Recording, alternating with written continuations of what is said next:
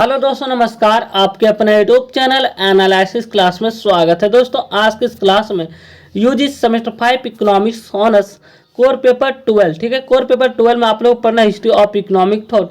आज हम इसी का एक इम्पॉर्टेंट क्वेश्चन आंसर आप लोग को करवाने वाले, जो आपके एग्जाम के विषय इंपॉर्टेंट होगा। और ये आपका प्रश्न क्वेश्चन नंबर 2 होगा। प्रकृतिवाद के आर्थिक विचारों को लिखें। हमने पिछले वीडियो में वाणिज्यवाद के आर्थिक विचार को बता चुके हैं और आज के इस क्लास में क्वेश्चन नंबर 2 करवाने वाले, ठीक है। क्वेश्चन नंबर 2 है प्रकृतिवाद के आर्थिक विचार को लिखे। लॉन्ग टाइप के प्रश्न के लिए वेरी वेरी मोस्ट इंपॉर्टेंट प्रश्न है। चाहे आप विनोबा भावे यूनिवर्सिटी हजारीबाग से हो या SKMU यूनिवर्सिटी, दोनों का सिलेबस सेम, इसलिए दोनों के लिए इंपॉर्टेंट होगा।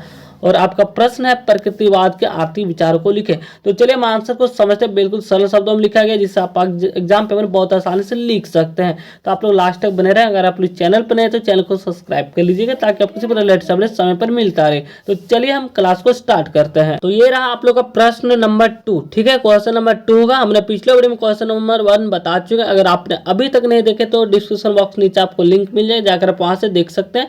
और अगर आप PDF डाउनलोड करना चाहते हैं तो डिस्क्रिप्शन बॉक्स से नीचे टेलीग्राम लिंक भी दिया, आप वहाँ से जो है आप टेलीग्राम लिंक में जुड़िए, जिससे आप PDF डाउनलोड कर सकते हैं, ठीक है। तो चलिए आज के क्लास को हम देखते हैं। प्रकृतिवाद के आर्थिक विचारों को व्याख्या करें। लॉन्ग टाइप के प्रश्न के लिए इंपॉर्टेंट होगा और 20 नंबर के प्रश्न में पूछा जाएगा, ठीक है। तो चलिए हम आंसर को समझते हैं। तो प्रकृतिवाद क्या है? तो प्रकृतिवाद, ठीक है, तो आर्थिक तालिका के संदर्भ में हम देखेंगे इसको, ठीक है। तो केने एक प्रथम विचारक थे। तो यहाँ पे केने जो है एक अर्थशास्त्री थे, ठीक है, और एक विचारक थे, जिन्होंने इस बात का विश्लेषण करने का प्रयत्न किया कि समाज के विभिन्न वर्गों में धन का वितरण किस प्रकार होता है, ठीक है। उन्होंने यह भी जानने का प्रयास किया कि यह धन का परिभ्रमण सदैव एक ही मार्ग से क्यों प्रभावित होता है, और उनकी यह खोज निश्चित ही सराहनीय थी, ठीक है। एक केने एक प्रथम विचारक थे, जिन्होंने इस प्रकार की खोज की।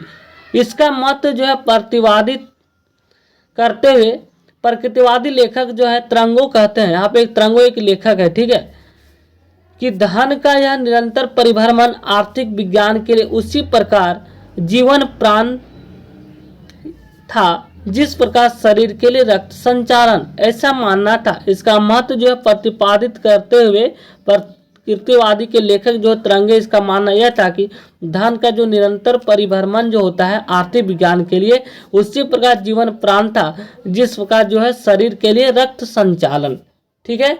इन्होंने धन का परिभ्रमण का जो है कनेक्टेड, यानी कि उसका जो समझाने का प्रयास किया है वह रक्त संचालन के माध्यम से किया है, ठीक है। दोनों को जोड़कर समझाने का प्रयास किया है। तो चलिए इस पॉइंट को हम यहाँ पे समझते हैं।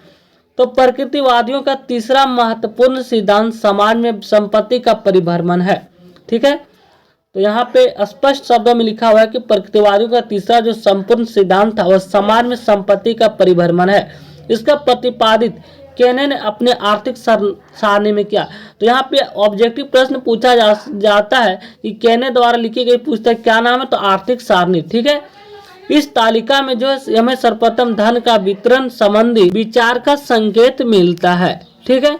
तो वस्तुतः केने ने जो शरीर शास्त्री थे, ठीक है, इस प्रकार इस विचार को शरीर में रक्त के परिभ्रमण के सिद्धांत से प्राप्त किया, ठीक है। तो केने जो एक शरीर शास्त्री थे, ठीक है, वो शरीर से संबंधित शास्त्री थे। इस विचार को जो शरीर में रक्त के परिभ्रमण के सिद्धांत से प्राप्त किया है, ठीक है। केने द्वारा जो विचार प्रस्तुत किया गया है वह जो शरीर शास्त्री के विज्ञान से ही प्राप्त किया। तो हार्वे ने यह पता लगाया था पहले ही कि शरीर में जो है रक्त का परिभ्रमण करता है।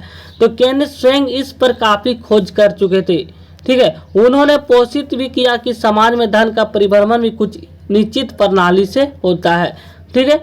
तो प्रसिद्ध प्रकृतिवादी विचारक केने ने रक्त परिभ्रमण की जैविक खोज का प्रयोग सामाजिक विज्ञान के क्षेत्र में अपने W इकोनॉमिक में वितरण समझाने के लिए किया, जो धन के वितरण को रेखांकित चिंतन है, ठीक है। तो इस सारणी को खोज ने उस समय आर्थिक विज्ञान के क्षेत्र में जो है एक नई जिज्ञासा पैदा की।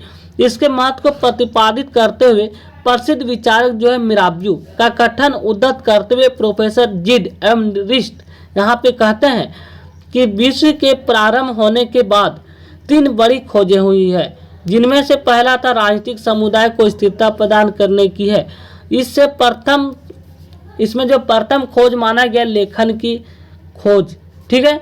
दूसरा है मुद्रा का आविष्कार और तीसरा है आर्थिक सारणी, जो इन दोनों का परिणाम है और उन दोनों के उद्देश्यों को मजबूत कर उन्हें पूर्ण करती है।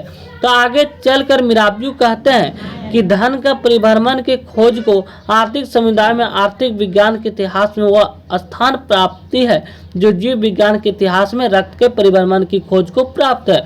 तो आगे चलकर यहीं पे मिराब्यू क्या कहते हैं कि धन के परिभ्रमण की खोज को जो है आर्थिक समुदाय में आर्थिक विज्ञान के इतिहास में वही स्थान प्राप्त है जो जीव विज्ञान के इतिहास में रक्त के परिभ्रमण की खोज को प्राप्त है, ठीक है। तो आर्थिक सारणी को समझाते हुए केनेन ने समाज को 3 वर्गों में विभाजित किया। तो आर्थिक सारणी को समझाते हुए जो है केनेन ने समाज को 3 वर्गों में विभाजित किया जो निम्न प्रकार है, जिनमें से पहला है उत्पादक वर्ग, ठीक है। उत्पादक वर्ग मतलब जिसके अंतर्गत जो है कृषक आते हैं, ठीक है। इस वर्ग के मछली मारने वालों एवं खाने में कार्य करने वालों को भी सम्मिलित किया जा सकता है उत्पादक वर्ग में, ठीक है, जैसे कृषि। नेक्स्ट है दूसरा संपत्ति स्वामी वर्ग को, इसके अंतर्गत जो है भूमिपति, ठीक है, भूमि का मालिक एवं अन्य प्रभुत्व संपन्न व्यक्तियों को शामिल किया जाता है। तो प्रोफेसर हेने ने इस वर्ग को जो आंशिक रूप से उत्पादक बताया है, ठीक है। तीसरा है अनुत्पादक वर्ग। अनुत्पादक वर्ग में जिसके अंतर्गत जो उद्योगपति हो गया, व्यापारी हो गया, मजदूर हो गया, अन्य व्यवसाय के सदस्य आते हैं। इस प्रकार इन्होंने 3 वर्गों में विभाजित किया। तो यहाँ पे चूंकि प्रकृतिवादियों ने जो है कृषक वर्ग को ही उत्पादक माना, अतः कहने का विश्वास था कि समाज के परिभ्रमण में होने वाले संपूर्ण धन की पूर्ति इस वर्ग के द्वारा ही की जाती है, ऐसा माना था प्रकृतिवादियों के द्वारा, ठीक है। तो इस प्रकार जो है प्रकृतिवाद के आर्थिक विचार कंप्लीट होता है।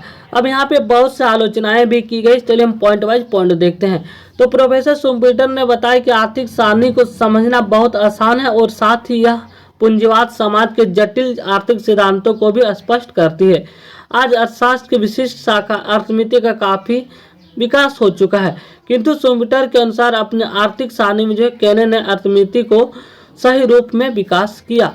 तो आर्थिक सारणी को उपयुक्त महत्व होते हुए भी उसमें कुछ दोष पाए जाते हैं। तो चलिए देखते हैं एक पॉइंट करके यहाँ पे क्या क्या यहाँ पे कमियां पाई गई है। तो पहला पॉइंट है कि प्रकृतिवादियों ने भूस्वामी वर्ग को उत्पादक कहकर अत्यंत उच्च स्थान प्रदान किया है, जो कि न्याय संगत नहीं है, क्योंकि यह वर्ग उत्पादक में कुछ भी योग नहीं देता, ठीक है। तो इसके विपरीत दूसरा पॉइंट होगा कि इसके विपरीत उन्होंने जो कारीगरों एवं व्यापारियों को अनुत्पादक घोषित किया है। इस प्रकार के निर्णय से स्पष्ट होता है कि प्रकृतिवादियों किसी वस्तु की उपयोगिता का सृजन करने की उत्पत्ति नहीं मानते थे। दूसरा पॉइंट है कि प्रकृतिवादियों द्वारा समाज का 3 वर्गों के विभाजन अवैज्ञानिक तथा त्रुटिपूर्ण है, जिस कारण धन परिभ्रमण सिद्धांत भी निराधार है, ठीक है। तीसरा आलोचना की गई कि प्रकृतिवादियों ने श्रम के महत्व को ठीक ठाक नहीं समझा। यही कारणों है कि उन्होंने भूस्वामियों के अत्यंत जो है अत्यधिक महत्व प्रदान किया है तथा कारीगर एवं श्रमिकों को बहुत कम महत्व दिया। तो इस प्रकार यहाँ पे प्रकृतिवाद के आर्थिक विचार की आलोचनाएं भी की गई, हमने 3 पॉइंट बताए और जो यहाँ पे जो है प्रकृतिवाद के आर्थिक विचार होते हैं हमने हर एक चीज़ को एक्सप्लेन किया है। अगर आप इतना लिख पाते तो यहाँ से बेहतर नंबर स्कोर कर सकते। तो थैंक यू, आज मिलते हैं नेक्स्ट वीडियो में इंपॉर्टेंट क्वेश्चन के साथ अल्फ्रेड मार्शल के आर्थिक विचार। जो नेक्स्ट प्रश्न होगा आपके एग्जाम के विषय वेरी वेरी मोस्ट इंपॉर्टेंट प्रश्न होगा। थैंक यू गाइस, मिलते हैं नेक्स्ट वीडियो में, धन्यवाद। वीडियो को अच्छा लगे तो लाइक कमेंट और वीडियो को आप लोग अधिक से अधिक शेयर करें ताकि सभी बच्चों तक पहुँच पाए और अधिक से अधिक क्वेश्चन आंसर भी करवाए जा सके। थैंक यू, धन्यवाद।